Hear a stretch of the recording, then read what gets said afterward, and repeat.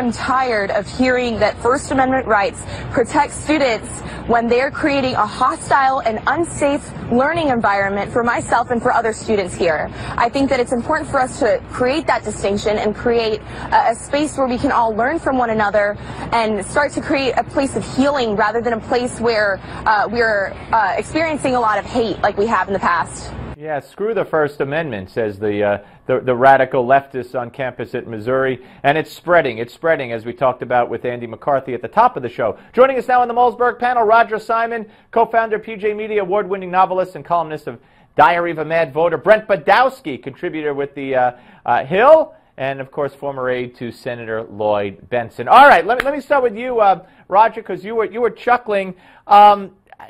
I guess it's funny, but it's also very, very frightening in a way, is it not? Totally. Well, you know, most things that are funny are frightening. Anyway, it's like the Chinese Cultural Revolution is coming to the United States of America, but these nincompoops don't know anything about the Chinese Revolution, the Cultural Revolution, and don't know that about as many people died in it as died in the Holocaust. So it ain't funny.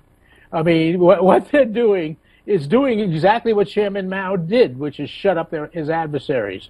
I'm waiting for them to put the professors in dunce caps. Brent, like they did in China. Brent, what about it? Well, I think we need to find a balance in our dialogue in America and in our society. I think, obviously, the people have a First Amendment right to be stupid. I think we also need, in the Missouri case, to stop using the N-word or having swastikas planted across. There's no proof that even happened. There's no proof. Okay, fine. If they did, I would say if they did this is why it's the Chinese Cultural Revolution. I mean, that's of course I agree with you. Brent, go ahead, Guys, what I just said should not be a controversial statement. Go ahead, the N-word has indeed been used far more than it should, and the swastika has indeed been displayed far more than it should. Where is it? Let's agree that if it was used, it shouldn't have been used. And I'm Jewish and I don't like swastikas. Here's the other thing. Wait, guys, one at a time. Brent, where's the swastika? Well, I'm just saying, and let's agree on this. If the swastika was used, it shouldn't have been. So what does that mean? The president's got to be fired? Can we agree on that? But wait a minute. If it really wasn't used and is being used for propaganda purposes, let's agree that's horrible. Also, let's agree that there are no... Guys, one at a time. Go ahead, Roger. Roger, go ahead. There are no proven cases of the N-word being used.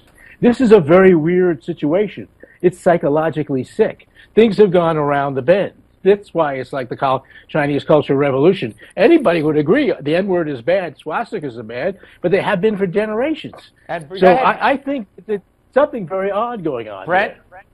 I think we need to get the facts, and I don't have the facts, and I don't think any of us have the facts here for sure. If it was used, the swastika or the N-word, it is outrageous and wrong. If it was not used, nobody should be accused of using it. We need to get to the facts. Bigger picture, we need to have balance in our society. And what does that mean? Wait, Brent, time out. Brent, what does balance in our society mean? And who, wait, and who, Brent, okay, and who's going to, and as Christians, and as Jews, and as whites, and as blacks. And Brent, who's going to, that's what we need. We need balance between the debate that we have. Okay, Brent. It's ridiculous to be attacking a Starbucks cup and calling for an immigration program that was once called a wetback program. And who's going to police? Could you bring him down, Brent?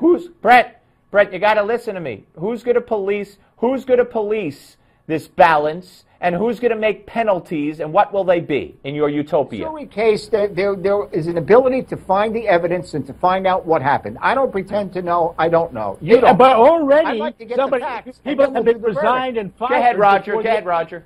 Wait a minute, Brent. People have been resigned as presidents of schools. People have been fired. Everything's going crazy with no evidence. That's why it's like the Chinese Cultural Revolution. It's exactly like that. We are watching something horrible. It has nothing to do with Starbucks and paper cups. Who gives a damn about that? Irrelevant. But this is serious stuff. The candidate for the Republican nomination talked about that, and he also talked about an Eisenhower program called Operation Wetback, a term that is as disgraceful as the N-word. I think the right and Republicans need to get off the kick of this kind of politics and talk about resolving our problems with some goodwill the way Ronald Wilson Reagan did, without these kind of attacks and without... Wait, hold on a second, Brent.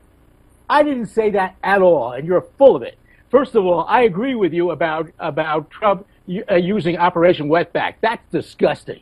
But what's going on at the University of Missouri and at Yale, where I attended, I'm a Yalie, is absolutely disgusting too. So, all right, guys, we're going to end it there. Guys, we're going to end it there. I appreciate the spirited debate. Brent and Roger, thank you very much. And folks, we're coming back with Congressman Pete Hoekstra. But first, who won the debate? I want you to tell us at newsmaxpolls.com. Do it now. Newsmaxpolls.com. Was it Carson? Was it Trump? Was it Rubio? Was it, who am I leaving out? Ted Cruz. Newsmaxpolls.com.